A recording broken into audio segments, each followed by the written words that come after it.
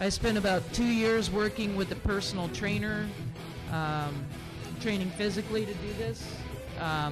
Everything in my life kind of helped prepare me for it mentally. My disability, spending 3 months in the hospital, ending up being a homeless vet right out of the hospital.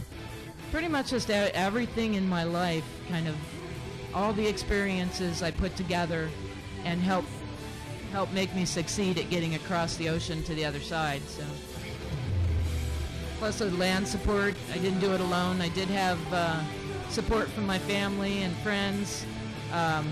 Deb, who does all my presentation stuff for me, she fixes my sores when I get to the other side.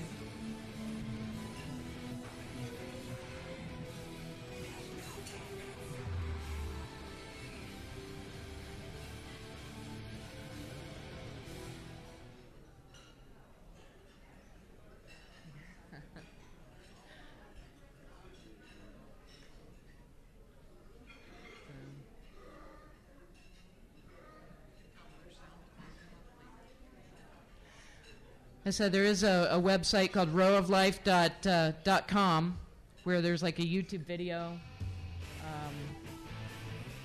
with pictures and highlights.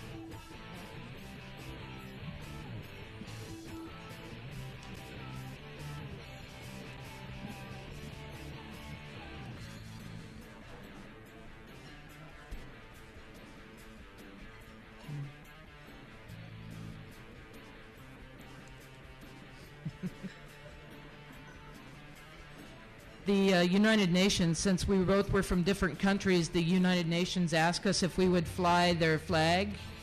And since we both kind of row for human rights and we kind of advocate for the rights of people with disabilities on a global basis, we were really honored and privileged to fly the flag of the United Nations. So that was a pretty exciting thing for us. They declared us ambassadors of peace before the row.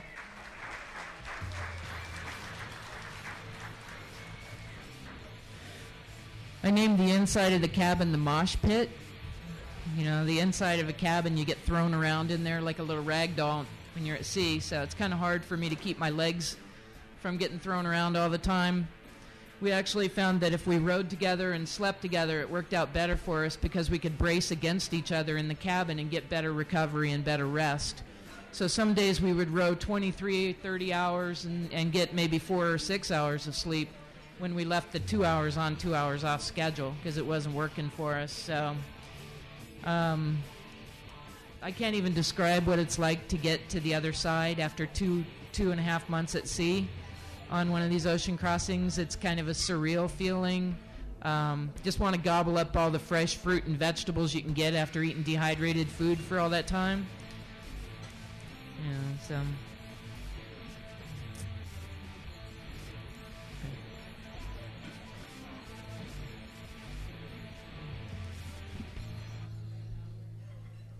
We had flying fish. We'd get pelted by flying fish.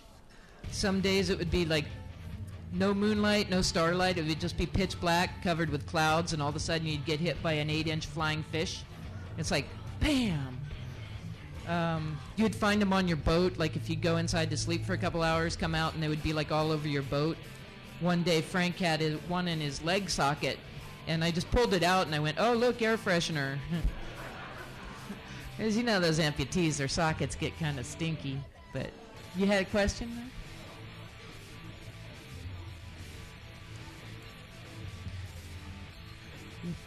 there? The communication, we used a satellite telephone, and I would phone Debbie every day with the blog, and she would write the blog. It's like the history of the blogs and messages is all on the website still from that race. On the Indian Ocean, there's only one satellite that covers, so the coverage wasn't as good on the Indian Ocean, so we didn't get to do as much as far as blogging. Did we what? The flying fish? No, we didn't eat the flying fish.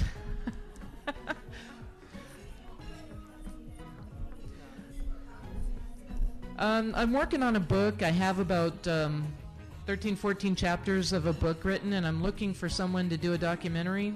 I had someone, but they had to drop it for personal reasons, so now I'm scrambling to find somebody else. And it's pretty exciting. There's a sailor named Jeffrey Holt from the UK who's a quadriplegic who just sailed across the Atlantic with a caregiver, and his sail, because his caregiver did not sail, is considered a solo. So I'm actually considering rowing to Hawaii with a caregiver, and the organization will allow me to count it as a solo. So I may be actually organizing another row in the future. Question over here, please. Yeah. Yes, my geography is failing me, but was there any fear of pirates? Well, that's why we called on the Indian Ocean Row, we called it Pirate Row, was our website for that one. But they're about 300 miles northeast in Somalia. Mauritius is just east of Madagascar, so we didn't really have any trouble with pirates. But yeah, it is a question people often ask about the Indian Ocean.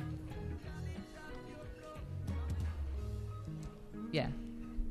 See any great white sharks and stuff? I didn't see a great white, but we had a 10 or 12-foot tiger shark stalking our boat for 3 days after we left Like La being in Gomera. Jaws.